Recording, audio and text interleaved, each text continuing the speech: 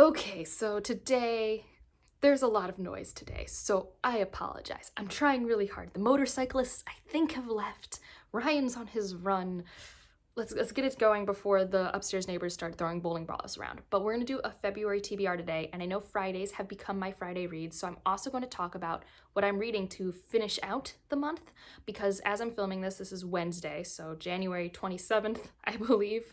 And so I do have some things that I would like to finish up, but if I don't, they're on the TBR, and you'll just have to watch the wrap up to figure out if I did it or not. The first thing I'll talk about is Ship of Magic. I started this last week and I have emotions. I have so many emotions. I'm this far, so I'm like 2/3 of the way, over 60%.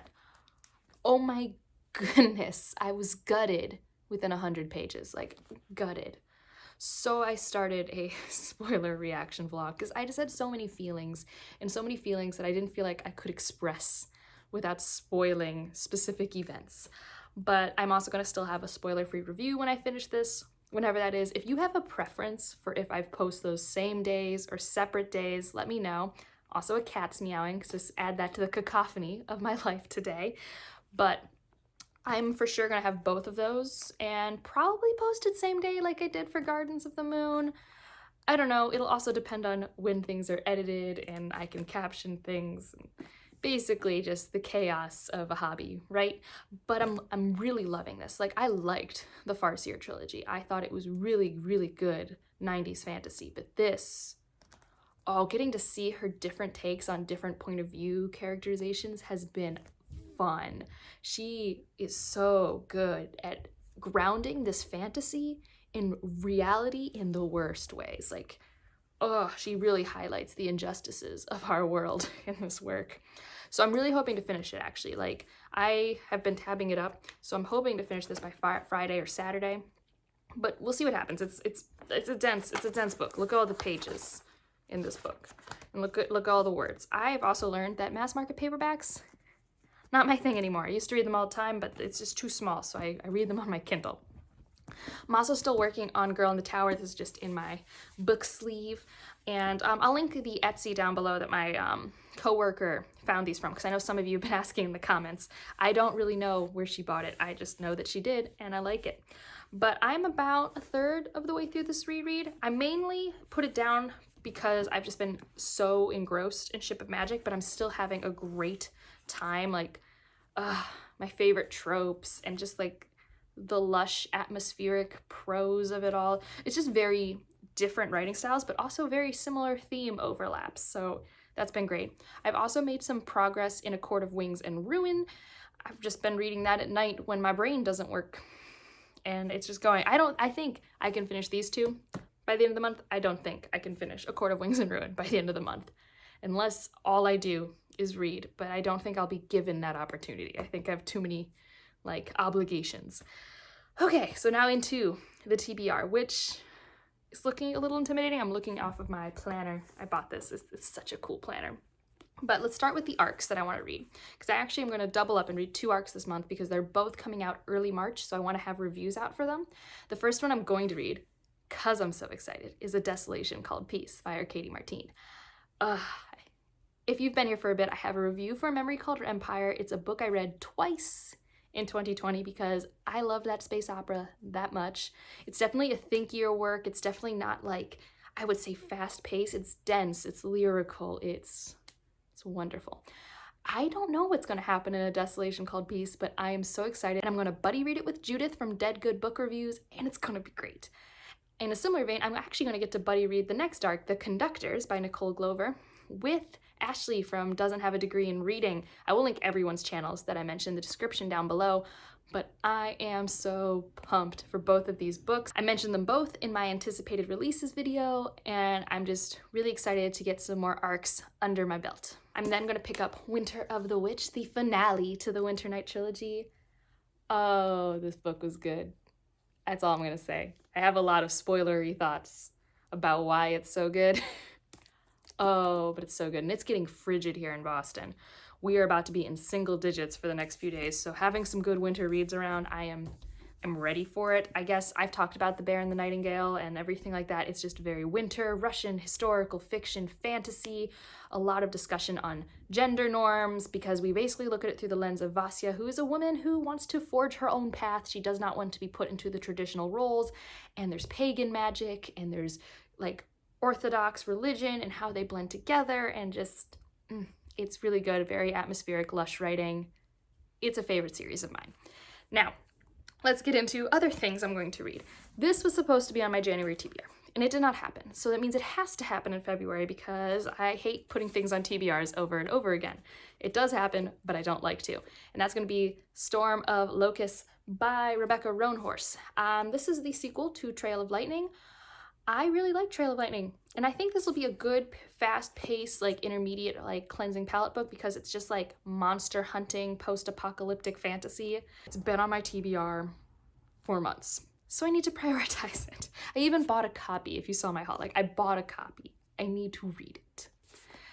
Also, Stephanie and I are continuing our reread for Wheel of Time, and I'm definitely not reading it from this edition, but I got it from the library for reference, and that's Fires of Heaven by Robert Jordan. This is the 5th book in Wheel of Time. I'll put an image here so you don't have to just like see the glare off this very yellow book, although that doesn't look too bad.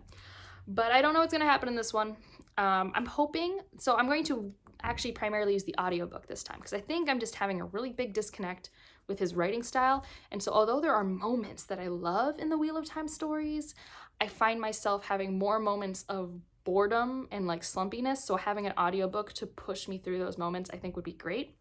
But I wanted to have a physical around so I can like look at the glossary, or if like a scene is too intricate, I can read it from the physical. I also even have the ebook. I have it on all formats. I'm trying my best to give this book a chance to win me over, because I have been having a mixed experience with Wheel of Time, but I do want to push through book 6, not because you have to, but because I do want to see through this arc that everyone who loves Wheel of Time seems to really enjoy, see what I think of it, see if I want to continue, and if so, how I will continue, because I do want to get to the ones that Brandon Sanderson wrote. I do.